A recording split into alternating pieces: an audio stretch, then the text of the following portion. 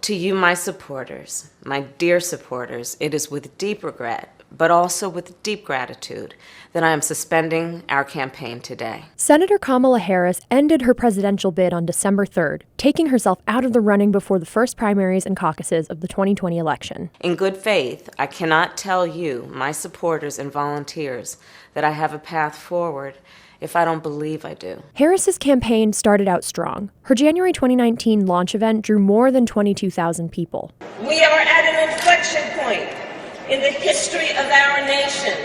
And in the first Democratic debate, she had this viral exchange with former Vice President Joe Biden. There was a little girl in California who was part of the second class to integrate her public schools. And she was bused to school every day. And that little girl was me. But leading up to her campaign's final days, she was polling in the single digits nationally. So what happened?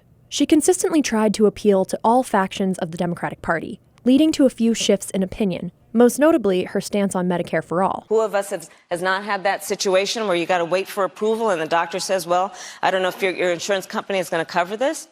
Let's eliminate all of that. Let's move on. Expand Medicare to every man, woman, and child in this country. While Senator Bernie Sanders clearly appeals to progressives with his signature policy proposal, and candidates like Biden took a more moderate approach to the issue, I understand the appeal of Medicare for All, but folks supporting it should be clear that it means getting rid of Obamacare. Harris couldn't make up her mind on where she stood. This lack of clarity can impact public enthusiasm, which ultimately leads to shrinking poll numbers and dwindling campaign funds. It has become harder and harder to raise the money we need to compete. Harris's campaign was also plagued by internal issues. Her sister Maya ran her campaign alongside a handful of advisors. Multiple people close to the campaign said that this created a hard-to-read power dynamic and a series of conflicting opinions on strategy. Then came layoffs. One of Harris's campaign spokesmen said in November that the campaign was re-strategizing to focus on Iowa. This resulted in layoffs and redeployments in her Baltimore headquarters, the key primary state of New Hampshire,